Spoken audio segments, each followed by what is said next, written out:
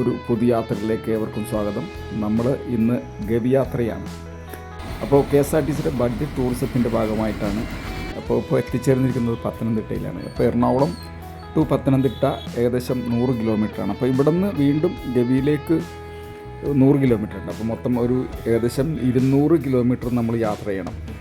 അപ്പോൾ ആയതിനാലാണ് 3:4 എറണാകുളത്ത് നിന്നും പുറപ്പെട്ട യാത്രയാണ്.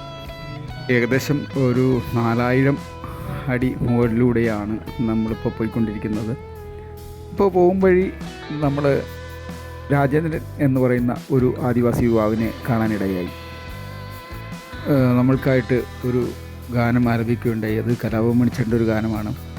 അതോടൊപ്പം തന്നെ അദ്ദേഹത്തിൻ്റെ കുടുംബവും നമുക്ക് കാണാനിടയായി. കുഞ്ഞുങ്ങളും അല്ലാതെ നമ്മളെ ഇതാണ് ജീവിതത്തിൻ്റെ നേർക്കാഴ്ചകൾ. നമ്മൾ ഒത്തിരി സുഖസൗകര്യങ്ങളിൽ മതിവരാതെ വീണ്ടും വീണ്ടും വിരമിക്കുമ്പോൾ ജീവിതത്തിൻ്റെ നേർക്കാഴ്ചകൾ നമ്മളെ കാണിച്ചു തരുന്ന ഇത്തരം ചില അനുഭവങ്ങളും കൂടി നമ്മൾ കണ്ടറിഞ്ഞ് വേണം ഇനിയുള്ള യാത്രകൾ തുടരാൻ.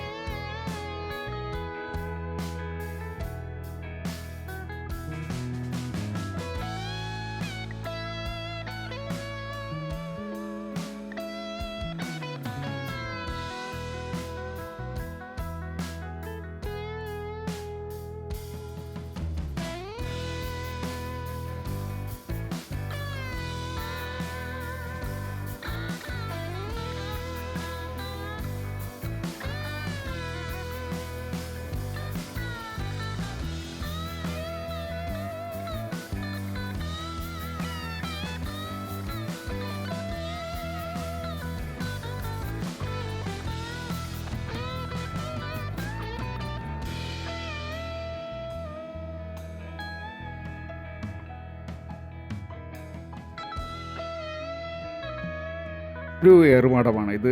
ആനകളിൽ നിന്നുള്ള സംരക്ഷണത്തിന് വേണ്ടിയാണ്. പലവട്ടം ആന പൊളിച്ചു കളഞ്ഞ വീടുകളാണ് ഇവരുടേത്. അപ്പോൾ അങ്ങനെയുള്ള സാഹചര്യങ്ങളിൽ ഇവർ തീയിട്ടിട്ട് ആനകളെ അകറ്റാൻ ശ്രമിക്കും, വന്യമൃഗങ്ങളെ അകറ്റാൻ ശ്രമിക്കും.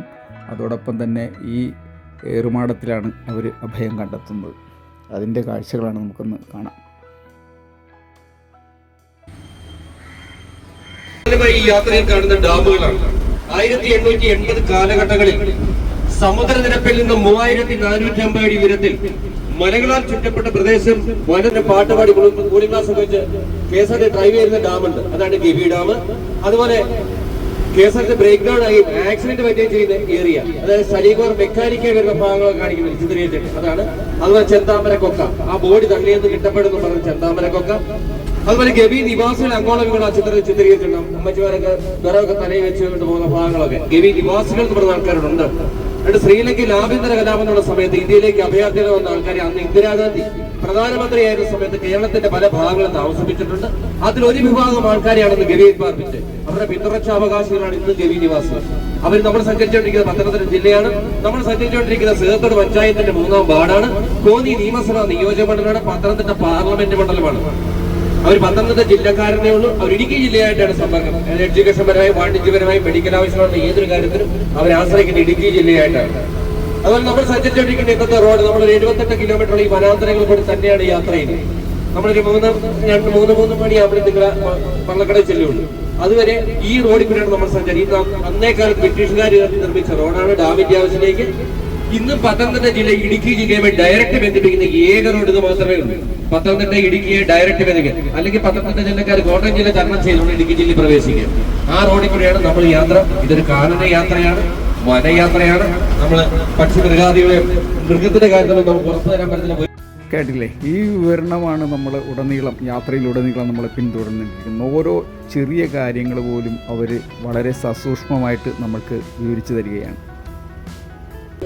ഉപയോഗിച്ച 2 ജനറേറ്ററുകളാണ് മുന്നോട്ട് ചെല്ലുമ്പോൾ ഇടത് സൈഡിൽ ഇരിക്കുന്നത്. ഈ യന്ത്രസാമഗ്രികൾ പ്രവർത്തിക്കുന്നതിനും അതും അന്നേക്കാലത്തെ ടണലിനുള്ളിൽ വെട്ടത്തിനും വെളിച്ചത്തിനും വേണ്ടി ഉപയോഗിച്ച 2 ജനറേറ്ററുകളാണ്. പവർ ഹൗസിലേക്ക് ജലമെത്തിച്ച് വൈദ്യുതി ഉൽപ്പാദിപ്പിക്കാൻ വേണ്ടി ജലമെത്തിക്കുന്ന പൈപ്പാണത്. നമ്മുടെ വാഹനം അവിടെ ചെല്ലും. ആ മഞ്ഞ്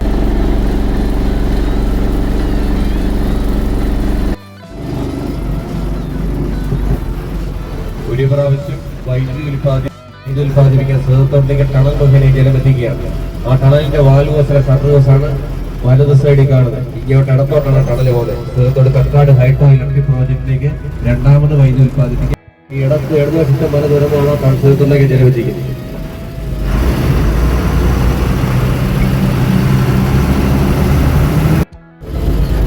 മുന്നോട്ടുള്ള യാത്രയിൽ ഡാം സൈറ്റിൽ പോകുന്ന വഴിക്കൊക്കെ ട്രൈബൽസുകളുണ്ട്. അവരുടെ താമസിക്കുന്നുള്ള അടയാളം വെച്ചിരിക്കുന്നു റോഡ് സൈഡിൽ. എന്തെങ്കിലും ഒരു കളറോ കമ്പയരോ ഒരു കളറോ തുണിയോ കുപ്പിയോ എന്തെങ്കിലും അടയാളം വെച്ചിരിക്കുന്നു. അവരുടെ താമസിക്കുന്നുള്ള തെളിവാണ്. നമ്മൾ മൂഴിയാർ ഡാമിൽ നിന്ന് വെള്ളം എത്തിക്കാൻ ഉപയോഗിച്ചിരുന്ന പൈപ്പിൻ്റെ കാഴ്ചകളൊന്ന് കാണാം. ഈ സ്ഥലത്തിൻ്റെ പേര് മൂഴിയാർ 40 ഏക്കർ എന്നാണ്. ഇവിടെയാണ് ഇവരുടെ ക്വാർട്ടേഴ്സൊക്കെ സ്ഥിതി ചെയ്യുന്നത്. ബ്രിട്ടീഷുകാർ നിർമ്മിച്ചതാണ്. അത് ക്രെയിനില്ല, JCB ഇല്ല, ഹിറ്റാച്ചിയിൽ ഒന്നുമില്ല, മനുഷ്യ നിർമ്മിതമാണ്. ആ സൈഡ് വഴി എവിടെ പെർഫെക്റ്റ് പൈപ്പ് തുടങ്ങുന്നത് എവിടെ അവസാനിക്കുന്നത് ആ സൈഡ് വഴി ട്രാക്ക് ഉണ്ട്. റെയിൽവേ ട്രാക്ക് പോലെ ട്രാക്കെ കൂടെ ഒരു ബോഗി പോലെയാണ് ഇതൊന്ന് അന്നേ കാലത്ത് കൊണ്ടുവന്നാണ്. ഇവിടെ വഴിക്ക് ഇരുവശവും കൂവച്ചെണ്ണ എന്ന് പറഞ്ഞ ഇലകളാണ്. അത് ശബരിമലയിൽ പ്രസാദം കൊടുക്കുവാനായിട്ടാണ് ആ ഇല ഉപയോഗിക്കുന്നത്. വാസകാലത്ത് സീത ഉപയോഗിച്ചിരുന്ന താളിയാണ് ഈ മരത്തിൽ തൂങ്ങിക്കിടക്കുന്നത്. സീത കുളിച്ചതോടെ സീതക്കുഴി എന്ന് പറഞ്ഞ സ്ഥലമുണ്ട്. ഈ സീതത്തോടുമായിട്ട് പല ബന്ധങ്ങളുണ്ട്. അങ്ങനെയാണ് ഈ സീതത്തോട് എന്നുള്ള പേര് വന്നത്. സീതക്കുഴിയുണ്ട്, സീതത്തോടുണ്ട്, ഇത് സീതത്താരി. പിന്നെ പലരും പറയും സീതയായിട്ട് ബന്ധപ്പെട്ടാണ് സീതത്തോട്. ട്രിപ്പിൻ്റെ ഏറ്റവും വലിയ പ്രത്യേകത എനിക്ക് തോന്നിയിരിക്കുന്നത് ഈ വിവരണങ്ങൾ തന്നെയാണ്. നമ്മളിപ്പോൾ മറ്റു യാത്രകളിലേക്കൊക്കെ പോകുമ്പോൾ മറ്റിടങ്ങളിലേക്ക് നമുക്ക് അറിയില്ലാത്ത ഇടങ്ങളിലേക്ക് അറിയാത്ത ഭാഷകളിലേക്ക് നമ്മൾ ചെല്ലുമ്പോൾ നമ്മൾ ഗൈഡിനെ ഹയർ ചെയ്യേണ്ടി വരും. അപ്പോൾ അവർക്ക് അതിനായിട്ട് ഒത്തിരി പൈസകൾ കൊടുക്കേണ്ടി വരും. പക്ഷേ ഈ ഒരു ബഡ്ജറ്റ് ടൂറിസം ഇതിൽ നമുക്ക് ഇവരുടെ വിവരണങ്ങൾ വളരെ ചെറിയ കാര്യങ്ങൾ പോലും അവർ സസൂക്ഷ്മം നിരീക്ഷിച്ചുകൊണ്ട് നമുക്കത് പങ്കുവെച്ച് തരികയാണ്. ആവോളം അവർ വിളമ്പി തരികയാണ്. ഇതെല്ലാം നമ്മൾ കഴിച്ചുകൊണ്ടുള്ള യാത്രകളാണ്. അതാണ് ഈ യാത്രയുടെ ഏറ്റവും വലിയ മഹനീയത. മഴ പെയ്യുമ്പോൾ വീണ്ടും എല്ലാ വർഷവും കുളിച്ചു വരും. പാറ പുറത്തേ ഉണ്ടാവുള്ളൂ. അടുത്ത ഒരു ആയുർവേദ മരുന്നാണ് ഇത്. എണ്ണ കാച്ചി തലയിൽ തേച്ചാൽ പലകുല പല മുടി കണ്ടിരുന്നൊക്കെ കേട്ടോ.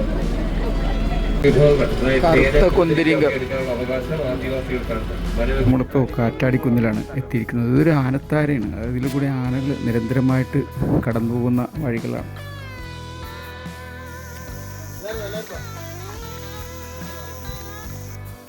ഇത്തരം യാത്രകളുടെ മറ്റൊരു പ്രത്യേകത നമുക്ക് എടുത്തു പറയാതിരിക്കാൻ പറ്റില്ല. എന്നുവെച്ചാൽ ജീവിതത്തിൽ നമ്മൾ ആദ്യമായിട്ട് കാണുന്ന ആളുകളൊപ്പമാണ് ഈ യാത്ര.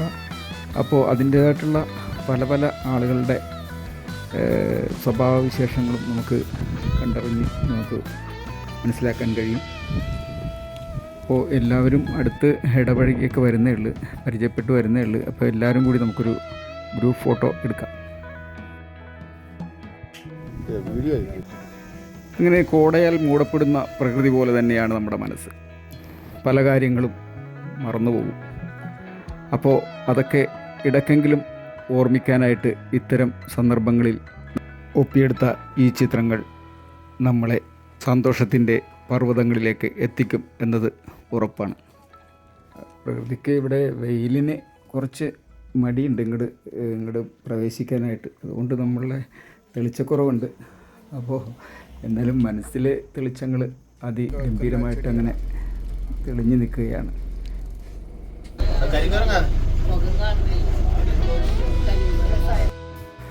നമ്മുടെ മുരളീധരൻ സാറ് പാച്ചോറ്റി എന്ന ഒരു ആയുർവേദ ഔഷധ സസ്യത്തിൻ്റെ വിശദീകരണത്തിലാണ്.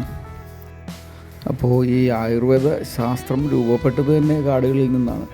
അതുപോലെ ഈ ചരകൻ, ശുശ്രുതൻ, അതുപോലെ ഒട്ടനേകം ഋഷിവര്യന്മാരുടെ നിരന്തരമായ പരിശ്രമത്തിന് ഫലമാണ് നമ്മുടെ ആയുർവേദ ശാസ്ത്രത്തിൻ്റെ പുരോഗതി.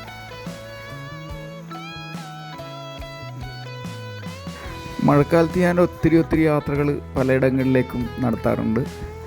ഈ യാത്രയും അതിനായിട്ട് തന്നെയാണ് വന്നത്. പക്ഷേ എന്തോ നമ്മുടെ ഭാഗ്യക്കുറവാണോ എന്തോ അറിയില്ല, മഴകൾ നമ്മളിങ്ങോട്ട് പോരുന്ന വഴിക്കൊക്കെ അങ്ങനെ മാറി നിൽക്കുകയാണ്. എന്തിനാണ് അങ്ങനെ മാറി നിൽക്കുന്നതെന്ന് അറിയില്ല. അതിൻ്റെ അനന്തരഫലമാണ് നമുക്കിനി വരാൻ കിടക്കുന്നത്. നമ്മളുടെ വൈദ്യുതി എല്ലാം ഈ അണക്കെട്ടുകളെയൊക്കെ ആശ്രയിച്ചാണ്. അപ്പോൾ നമുക്കിപ്പോൾ കണ്ടു കഴിഞ്ഞാൽ തന്നെ അറിയാം ഇവിടെ അണക്കെട്ടിൻ്റെ ഇന്നത്തെ അവസ്ഥ വളരെ മെലിഞ്ഞിട്ട് അങ്ങനെ കിടക്കണം. ഈ സമയത്ത് ജൂലൈ മാസങ്ങളെന്നൊക്കെ പറഞ്ഞു കഴിഞ്ഞാൽ ഈ അണക്കെട്ടുകളൊക്കെ കരകവിഞ്ഞൊഴുകുന്ന സമയങ്ങളാണ്. കൽക്കി ഡാമിൻ്റെ ഇന്നത്തെ അവസ്ഥ നിങ്ങൾ കണ്ടു നോക്കൂ, അപ്പോൾ അറിയാം. അവിടെ ഫൈബർ ടാങ്കുകൾ കണ്ടോ ആ ഡാമില് വലതുവശത്ത് മീൻ വളർത്തൽ കേന്ദ്രമാണ്. ആദിവാസികളുടെ ഉന്നമനത്തിന് പുരോഗതിക്ക് വേണ്ടിയിട്ട് അവർക്ക് തൊഴിൽ നൽകുന്നതിന്റെ ഭാഗമായി കേരള സർക്കാർ ഫിഷറീസ് വകുപ്പ് നടത്തുന്ന മീൻ വളർത്തൽ കേന്ദ്രമാണ്. ഫൈബർ ടാങ്കുകൾ അടിഭാഗത്തും മുകൾഭാഗത്തും നെറ്റ് ഉപയോഗിച്ചാണ് മീനെ വളർത്തുന്നത്.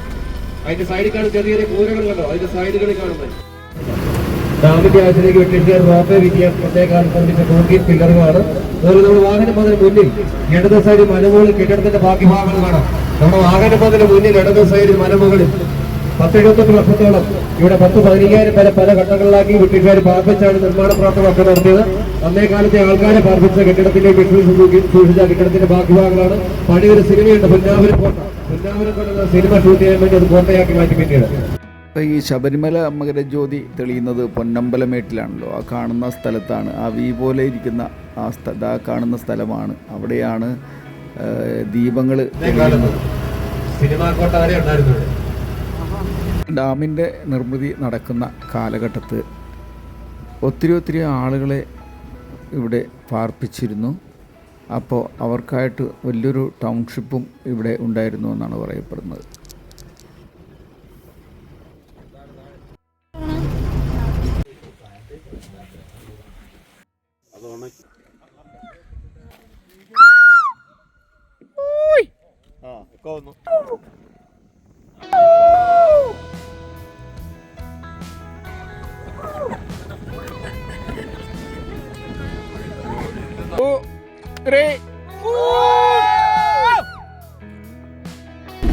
ഇപ്പൊ നിങ്ങൾ നോക്കിയാൽ ഡാമിൽ ഷട്ടറിന്റെ പരിസരത്ത് പോലും ജലമില്ല. ഊഴിയാർ ഫാറൂസിലേക്ക് ജലം എത്തിച്ച് വൈദ്യുതി ഉൽപ്പാദിപ്പിക്കുന്നതനുസരിച്ച് ഇവിടെ ജലം കുറഞ്ഞുകൊണ്ടേയിരിക്കും, ജലനിരപ്പ് കുറഞ്ഞുകൊണ്ടേയിരിക്കും. ഒരു പുഴയ്ക്കോ നദിക്കോ കുറുകയോ ഒന്നുമല്ല ഡാമുകളും നിർമ്മിച്ചിരിക്കുന്നത്. ഇത് കാലവർഷത്തെ ആശ്രയിച്ച് മാത്രമാണ്. ഈ കാലവർഷത്തെ ആശ്രയിച്ച് മാത്രമാണ് ഊഴിയാർ പവർ ഹൗസിന്റെ നിലനിൽപ്പ് തന്നെ. ഇനി ഓരോ ദിവസവും ജലനിരപ്പ് താഴ്ന്നുകൊണ്ടിരുന്നു. കുറഞ്ഞ മഴ പെയ്യുന്നതനുസരിച്ച് ജലം ഉയരുന്നുണ്ട്. ഇനി ജൂൺ, ജൂലൈ, ഓഗസ്റ്റ്, സെപ്റ്റംബർ മാസത്തോടെ കാലവർഷം വന്ന് ഈ ഡാം റിസർവുമായി ബന്ധപ്പെട്ട ഡാമുകളെല്ലാം നിറയണം. നമ്മളിപ്പോൾ എത്തി നിൽക്കുന്നത് വള്ളക്കടവ് ചെക്ക് പോസ്റ്റിലാണ്. ഇവിടെ നിന്ന് അങ്ങോട്ട് ഘോരവനം, പെരിയാർ ടൈഗർ റിസർവാണ്. ഇനി നമുക്ക് ചുകളിലേക്ക് പോകുന്നതിന് മുന്നേ ഭക്ഷണം കഴിക്കാം. അപ്പോൾ ഇവിടുത്തെ KCBയുടെ ക്യാൻറ്റീൻ ഉണ്ട്, എന്തായാലും കഴിച്ചിട്ട് പോകാം. നമ്മൾ ഒത്തിരി മൃഗങ്ങളെ കണ്ടില്ലെങ്കിലും കുറച്ച് മൃഗങ്ങളെയൊക്കെ ഈ യാത്രയിൽ കാണാൻ പറ്റി. ഇനിയും നമ്മൾ മുന്നോട്ട് പോകുമ്പോൾ കാണും എന്ന പ്രതീക്ഷയോടുകൂടിയാണ് പോകുന്നത്. അപ്പോൾ ഇവിടെ ഒരു പന്നി കുഞ്ഞുങ്ങളുമായിട്ട് വരുന്നുണ്ട്. അതിനൊപ്പം തന്നെ പുറകിൽ മറ്റു പന്നികളുമുണ്ട്. എന്തായാലും നമുക്ക് വളരെ കരുതലോടുകൂടി വേണം ഇനി ഇവിടെ നിൽക്കാൻ. പന്നി പലപ്പോഴും ആക്രമിക്കുന്നത് അവരുടെ തേറ്റ ഉപയോഗിച്ചിട്ടാണ്. അപ്പോൾ നമ്മൾ വളരെ ശ്രദ്ധിച്ച് നിൽക്കുക. എന്തായാലും അവർക്കൊക്കെ ജീവിക്കാനുള്ള അവരുടെ മാർഗത്തിലും അവരുടെ ആഹാരത്തിലും ഒക്കെ നമ്മൾ തടസ്സം നിന്നാൽ മാത്രമേ അവർക്ക് നമ്മളോട് ദേഷ്യം ഉണ്ടാവൂ. വാടാ വാ വാടാ വാടാ വാങ്ങോ വാങ്ങോ, എന്നതാടാ കോലപ്പുറ വേണ്ട, വാങ്ങ വാ വാ, സാപ്പിട് സാപ്പിട്. ഓ സൂപ്പർ സൂപ്പർ സൂപ്പർ സൂപ്പർ. വലിയ തെറ്റില്ലാത്ത ഭക്ഷണമാണ് നമുക്ക് ഈ ക്യാൻറ്റീനിൽ കിട്ടുന്നത്. അതായത് മീൻ പുറത്തൊക്കെ സാധ്യം നല്ല ടേസ്റ്റ് ഉണ്ട് കേട്ടോ. അപ്പോൾ അത് കഴിഞ്ഞ് നമുക്ക് ഉടനെ തന്നെ മറ്റു കാഴ്ചകളിലേക്ക് പോകണമെങ്കിൽ നമ്മൾ ഒന്നിച്ച് തന്നെ നിന്ന് ഒരു മനസ്സോടുകൂടി നിന്നാലേ നമുക്ക് അതൊക്കെ സാധ്യമാവും. അതായത് ചിന്നിച്ചേറി പോയി കഴിഞ്ഞിട്ടുണ്ടെങ്കിൽ നമുക്ക് ടൈമിൻ്റെ ഒരു വല്ലാത്തൊരു പ്രശ്നമുണ്ട്. അപ്പോൾ അവർ KSRTCക്കാർ ബലം പിടിക്കുന്നത് അതുകൊണ്ടാണ്. അവർക്കെല്ലാ കാഴ്ചകളും നമ്മളെ കാണിക്കണമെന്നുണ്ട്. അപ്പോൾ അതിനുവേണ്ടി നമ്മളെല്ലാവരും കൂടി അവരോടൊപ്പം തന്നെ കൈകോർത്ത് പിടിച്ച് നിന്നാൽ മാത്രമേ അതെല്ലാം നമുക്ക് സാധ്യമാവുകയുള്ളൂ. നോഹയുടെ പെട്ടകം ഉണ്ടാക്കാനായിട്ട് ഉപയോഗിച്ച ഗോഫർ എന്ന മരത്തിൻ്റെ കാഴ്ചകളാണ് ഈ കാണുന്നത്. ഇങ്ങനെ നമ്മൾ കാണാത്തതുമായിട്ട് ഒത്തിരി നിഗൂഢ കാഴ്ചകളെ ഒളിപ്പിച്ചു വെച്ചിരിക്കുന്ന ഒരു സങ്കേതമാണ്. അപ്പോൾ നമുക്ക് ഇവിടുത്തെ ഒരു ഷോപ്പുണ്ട്, വനവിഭവങ്ങളൊക്കെ കിട്ടുന്ന ഇടമാണ്. അപ്പോൾ അവിടെ നിന്ന് കുറച്ച് സാമഗ്രികളൊക്കെ വാങ്ങിക്കാം. നമ്മളിപ്പോൾ എത്തി നിൽക്കുന്നത് ഗവി ഡാമിലാണ്. ഇവിടെയെല്ലാം ദേവദാരു മരങ്ങളാൽ സമ്പന്നമാണ്. ഓർഡിനറി സിനിമയുടെ ഏതാനും ഭാഗങ്ങളൊക്കെ ഇവിടെ ചിത്രീകരിച്ചിട്ടുണ്ട്. നമുക്ക് അപ്പുറത്തായിട്ടൊരു കല്ലുവാഴ നിൽക്കുന്നുണ്ട്, അതൊന്ന് കാണാം. അതിൻ്റെ കാഴ്ചകൾ അതിൻ്റെ പോലെ കണ്ട നമ്മളത് നമ്മുടെ നാട്ടിലൊന്നും ഇത് കണ്ടിട്ടുണ്ടാവില്ല. ഇത് കണ്ട എന്ത് രസമാണ്. അവിടെ അവിടെ ആ വനത്തിലൊക്കെ കുരങ്ങന്മാരാണ്, കരിങ്കുരങ്ങാണ് നിറയെ. അപ്പോൾ ഈ തടാകക്കരയിൽ ടൂറിസത്തിൻ്റെ ഒത്തിരി ഹൗസ് ബോട്ടുകളൊക്കെ കിടക്കുന്നുണ്ട്. നമ്മൾ അതൊക്കെ കണ്ടങ്ങനെ ആസ്വദിച്ച് നിൽക്കുമ്പോഴാണ് അതിൽ നിന്ന് നമ്മൾ ഇത്ര നേരം അന്വേഷിച്ചു കൊണ്ടിരുന്ന ആളങ്ങനെ വരുന്നുണ്ട്. മഴ അങ്ങനെ പെയ്ത് ഇങ്ങോട്ട് അടുത്തേക്ക് വരികയാണ്. അങ്ങനെ മനസ്സിലേക്ക് മഴ ചാഞ്ഞ് പെയ്ത്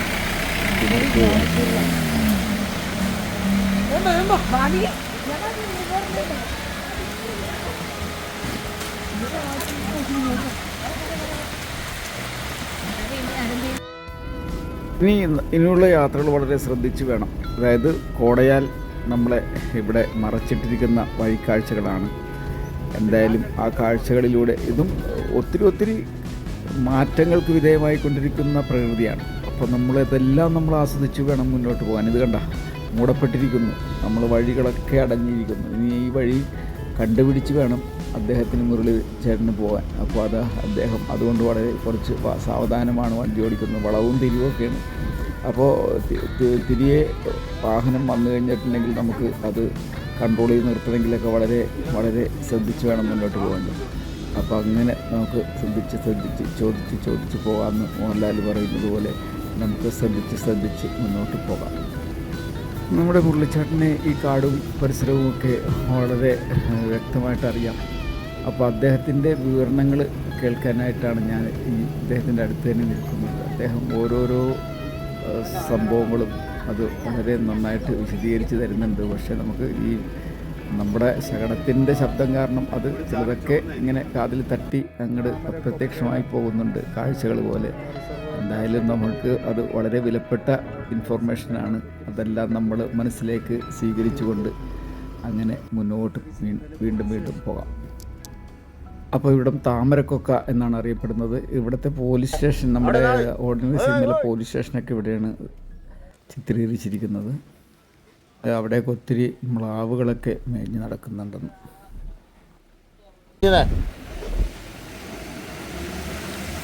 ശബരിമലയ്ക്ക് പോകുമ്പോൾ പുല്ലുമേട് എന്ന് പറഞ്ഞ ഒരു സ്ഥലത്ത് കൂടി ആളുകൾ കടന്ന് പോകാറുണ്ട്. അപ്പോൾ ആ വഴിയാണ് നമ്മൾ ഈ കാണുന്നത്. ഇപ്പോൾ നിൽക്കുന്നത് വള്ളക്കടവ് ചെക്ക് പോസ്റ്റിലാണ്. പാലം കാണിച്ചു പിന്നെ വണ്ടിപ്പെരിയാർ ജലകത്വമാണ്. ഇതാണ് വള്ളക്കടവ്. അന്ന് ഈ വലതു സൈഡിൽ ആര്യതീരത്ത് താമസിക്കുന്ന ആൾക്കാരെ ഇവിടെ നിന്ന് ഒഴിപ്പിച്ചിരുന്നു. 2018 ശേഷം 2025 കഴിഞ്ഞ വർഷമാണ് മുല്ലപ്പെരിയാർ ഡാമിൽ ഷട്ടറുകൾ ഉയർത്തുന്നത്. നമ്മുടെ ബസ് തൽക്കാലം ഇവിടെ വരെയുള്ളൂ. ഇനി ഇവിടുന്ന് ട്രക്കിംഗ് ആണ്.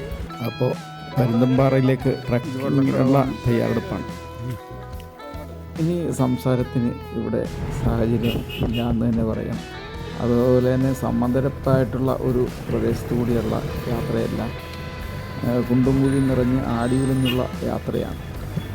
ഇത്തരം യാത്രകളിൽ നമുക്ക് ഈ മഹീന്ദ്രയുടെ ജീപ്പ് അവന് മാത്രമേ ഇതിലൂടെയൊക്കെ പോകാൻ കഴിയുള്ളൂ. അതിൻ്റെ പവറ്, അതിൻ്റെ കരുത്ത് നമുക്കൊന്നും പറയാൻ പറ്റാത്ത രീതിയിലുള്ള അത്രയ്ക്ക് ബലവാനാണ്.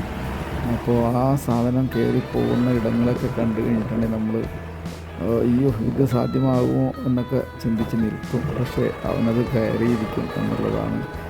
അത് ഓടിക്കുന്ന ആളുകളും അത്രയ്ക്ക് മനക്കെട്ടിയുള്ള ആളുകളാണ്. ഇത്തരയിടങ്ങളിലൂടെയൊക്കെ സഞ്ചരിക്കുമ്പോൾ അവർക്കതിന് അതും പല സ്ഥലങ്ങളിലും നമുക്ക് കോടയാൽ മൂടപ്പെട്ട ഇടങ്ങളൊക്കെയാണ്. ആ ഇടങ്ങളിലൂടെയൊക്കെ അവർക്ക് വഴി നിശ്ചയമുള്ളത് കൊണ്ട് മാത്രമാണ്.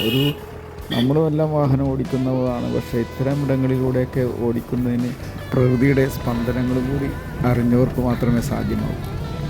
നമ്മുടെ ഡ്രൈവർ മാരിമുത്തുവിനോട് ഞാൻ ചോദിച്ചു, ഇത് എങ്ങനെയൊക്കെയാണ് ഇതിൻ്റെ റൈറ്റ് കാര്യങ്ങളൊക്കെ ഒന്ന് വിശദീകരിക്കാമോ എന്ന് ചോദിച്ചപ്പോൾ അദ്ദേഹം പറഞ്ഞു, അതായത് സീസൺ അനുസരിച്ചാണ് ഇതിൻ്റെയൊക്കെ പൈസകൾ.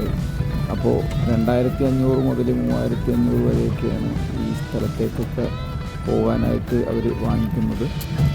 അത് ഓരോ സാഹചര്യത്തിനനുസരിച്ച് അങ്ങോട്ടും ഇങ്ങോട്ടൊക്കെ മാറ്റങ്ങളുണ്ടാവും. വിലപേശിയൊക്കെ ആളുകൾ അതിൽ ഉറപ്പിച്ചുകൊണ്ടുള്ള യാത്രകളാണ്. അപ്പോൾ സത്യത്തിൽ നമ്മൾ ഈ KSRTC ഈ ബഡ്ജറ്റ് ടൂറിസം തിരഞ്ഞെടുത്തത് തന്നെ നമുക്ക് ഒന്നും അറിയേണ്ട ആവശ്യമില്ല.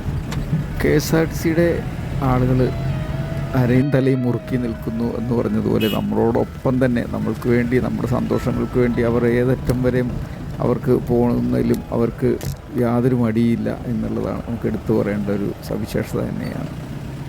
നമ്മളിത് ഒറ്റയ്ക്ക് നമ്മളൊരു വണ്ടി വിളിച്ചൊക്കെ വരികയാണെങ്കിൽ നമ്മൾ എത്ര പൈസയാണ് നമ്മൾ ഓരോരുത്തരുടെയും പോക്കറ്റിൽ നിന്ന് പോകുന്നത്.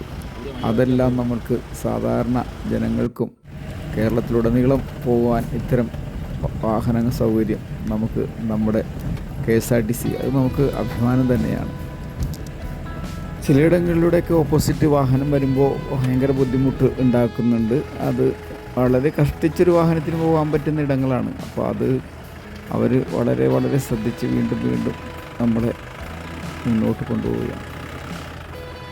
വാഹനം പോകുന്ന വഴികളുടെ ഇരുപുറവും നിൽക്കുന്നത് നമ്മൾ ഈ കാണുന്ന ചെടികളൊക്കെ പുൽത്തൈലത്തിൻ്റെ ചെടികളാണ്.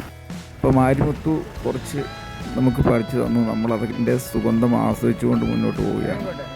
അപ്പോൾ പ്രകൃതിയുടെ ശുദ്ധമായ വായു ഇവിടെ നമ്മൾക്ക് കിട്ടുന്ന മലിനമായ വായുവല്ല, ഇവിടെ വളരെ ശുദ്ധമായ അതിൻ്റെ തന്നെ ഉന്മേഷം ഒന്ന് പറഞ്ഞറിയിക്കാൻ പറ്റാത്തതാണ്. അപ്പോൾ അതെല്ലാം ഇവിടെ സാധ്യമാകും. അതെല്ലാം ആവോളം നൂർന്നുകൊണ്ട് നമുക്ക് കാഴ്ചയുടെ വർണ്ണ വിസ്മയങ്ങളിലേക്ക് പോകാം. അപ്പോൾ എത്തിച്ചേർന്നിരിക്കുന്നത് സത്രത്തിലേക്കാണ്. സത്രമെന്ന ആണ് ഈ സ്ഥലത്തിൻ്റെ പേര്. അപ്പോൾ സത്രമെന്ന് പറഞ്ഞാൽ തന്നെ വഴിയാത്രക്കാർക്ക് യാത്രികർക്ക് ഒരു വിശ്രമിക്കാനുള്ള ഒരു സങ്കേതം എന്നാണ് അർത്ഥം. അപ്പോൾ ആ സങ്കേതം നമ്മൾക്ക് ഇതിൻ്റെ കാഴ്ച സത്യത്തിൽ വിവരിച്ച് തരാൻ പറ്റാത്ത അത്രയ്ക്ക് മനോഹരമായ കാഴ്ചയാണ്. സ്വർഗം ഭൂമിയിലേക്ക് ഇറങ്ങി വന്ന ഇടമായിട്ടാണ് എനിക്ക് ഇതിനെ പറയാനുള്ളത്. അത്രയ്ക്ക് ഗംഭീരം. അപ്പോൾ നമ്മുടെ ലാലേട്ടൻ പറയുന്നത് ശരിയാണോ എന്ന് പരീക്ഷിച്ച് നോക്കണം. ഉയരം കൂടുന്തോറും ചായയുടെ മാധുര്യം കൂടും എന്ന് പറയുന്നത് പോലെ നമുക്കൊരു ചായ ഷാപ്പിട്ടിട്ട് ഇത് ഇവിടെ കുറച്ച് നേരം അങ്ങനെ നമുക്ക് അലിഞ്ഞു ചേരാം.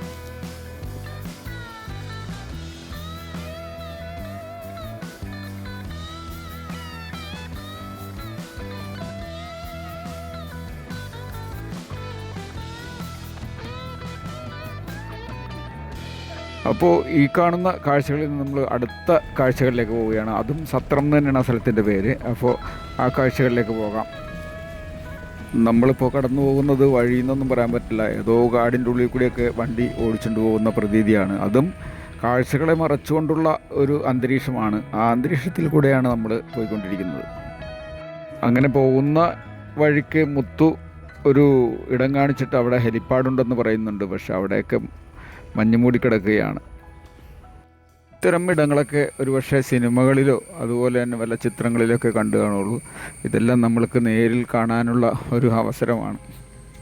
അങ്ങനെ ഗവിയാത്രയുടെ അവസാന ഘട്ടങ്ങളിലേക്ക് നമ്മൾ കടക്കുകയാണ്. ഇനി നമ്മൾ ഇവിടുന്ന് നേരെ പരുന്തുംപാറയിലേക്കാണ് പോകേണ്ടത്. അപ്പോൾ കുറച്ച് ഏതായാലും ഇവിടെ വന്ന സ്ഥിതിക്ക് നമ്മൾ അല്പം ഇവിടെ നിന്ന് പോകും. പ്രകൃതി നമ്മളിവിടെ തളച്ചിടും. അത് എത്ര കഠിനഹൃദയമുള്ള ആളാണെങ്കിലും ഇവിടെ അലിഞ്ഞു പോകുന്ന ഒരു പ്രകൃതിയാണ്. പരുന്തുംപാറ കണ്ടപ്പോൾ ഒരു കവിതയാണ് ഓർമ്മ വരുന്നത്. ഏണാലോചനെ നിന്നോടൊത്ത് വസിക്കുമ്പോൾ ഷോണിയും ധനവും പോയതിൽ ഖേദമില്ല.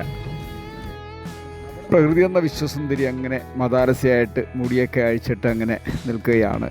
ഈ സൗന്ദര്യം നമ്മൾക്ക് എത്ര ആസ്വദിച്ചാലും മതി വരില്ല. അപ്പോൾ എന്നിരുന്നാലും നമ്മൾക്ക് ഇവിടുന്ന് പോയേ മതിയാവൂ. അപ്പോൾ ഇനി മറ്റൊരു കാഴ്ചയുമായിട്ട് കണ്ടുമുട്ടാം ഏറെ പ്രതീക്ഷയോടെ. ബൈ. ഗാനം വെള്ളച്ചാട്ടം.